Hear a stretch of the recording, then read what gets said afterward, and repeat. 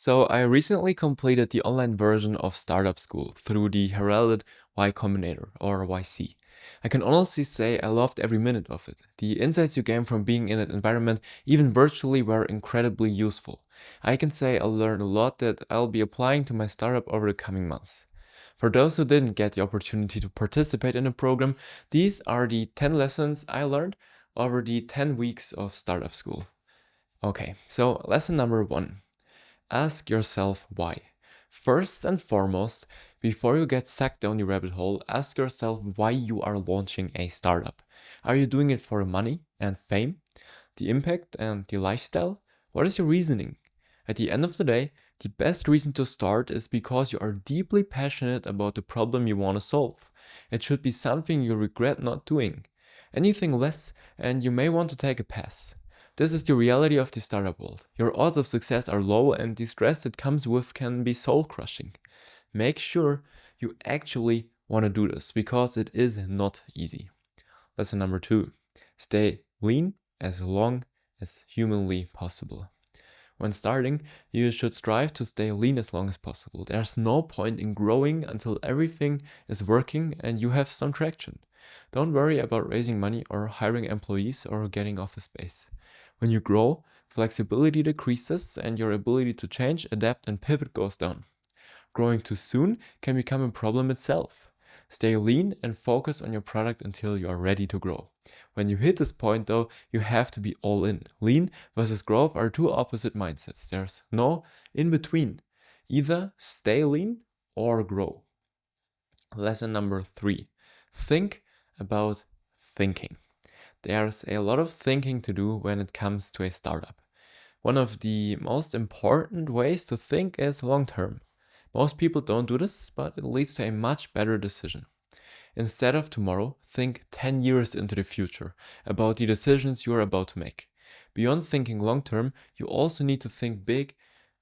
So, what can you do that no one else can?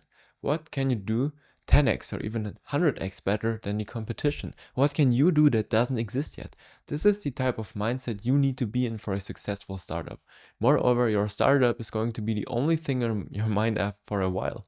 Everything will remind you of it, give you ideas for it, and make you think about it. It becomes a filter for all of your thoughts. Lesson 4. Evaluating your ideas. While most ideas are bad to start with, you can often find something in them over time. After all, having ideas is a very organic and messy process. You can easily start with one thing and end up with something completely different. More importantly is where you should not look for ideas.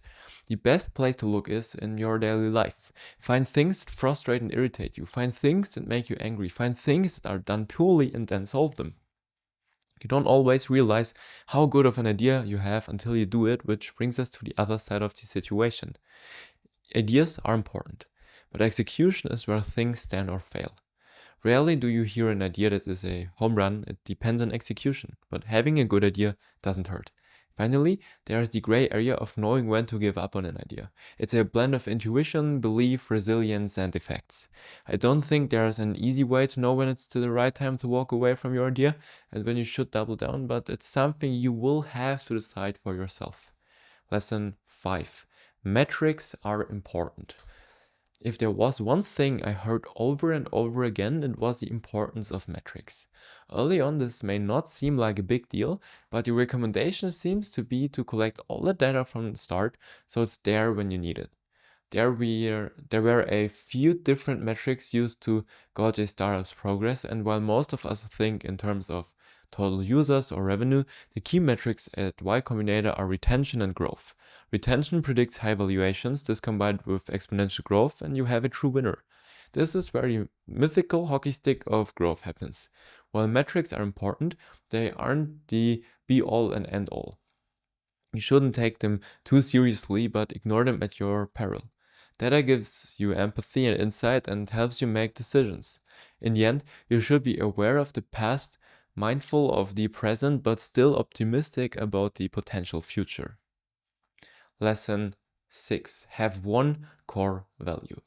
Startups need a clear and concise message and value proposition. You don't want a laundry list of features and benefits to promote your product or service. Instead, you want to say that you can do, insert your value here, 10 times better than anyone else.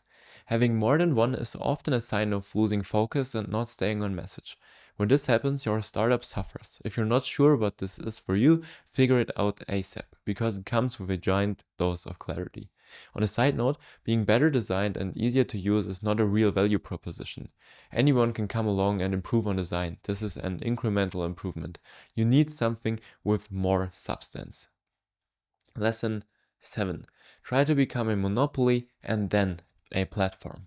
Sounds crazy, but this is your ultimate goal. You want to dominate the market, so if what you do is interchangeable with the competition, then how do you protect yourself? How do you differentiate yourself? How do you beat the competition? Competition isn't bad, but there are things that you should always be thinking about and preparing for, because the threat is real.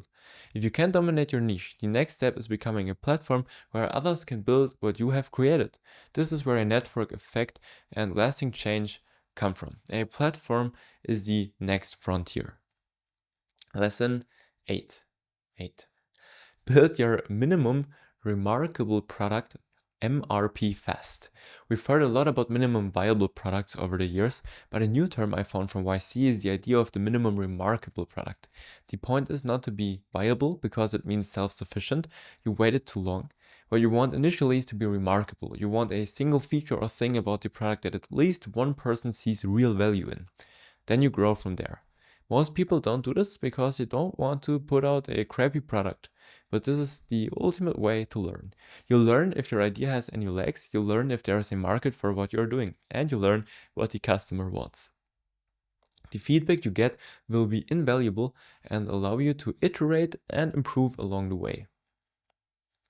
Lesson number 9. When you achieve product market fit, you will know. Okay, so your product should sell itself. Growth can certainly happen organically over time, but when you have product market fit, it's something completely different. A majority of entrepreneurs simplify and fail to find a product market fit. It's not easy and it's not a guarantee even if you do find it. What is apparent though is when you have it, you will know there's a real interest, leads are coming in on their own, and all your metrics go crazy. What used to take a ton of push from your company has turned into a massive pull from the market.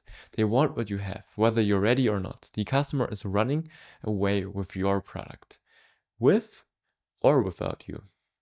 And last but not least, Lesson 10. Focus on the product because everything else is a distraction. Ultimately, for every startup, you have to realize that the product is the key. Everything else is a distraction. The meetings and conferences and coffees and ideas. They all seem great and productive and valuable, but they take away from your number one focus, building a great product. Focusing on the product doesn't guarantee you anything. You also need to be in the right place, right time, and have something that people want. But it is the best way to succeed when the other factors align. If you want to join the many other internet entrepreneurs that build a scalable and reliable business, then subscribe to my newsletter at the first link in the description down below, and I will see you over there.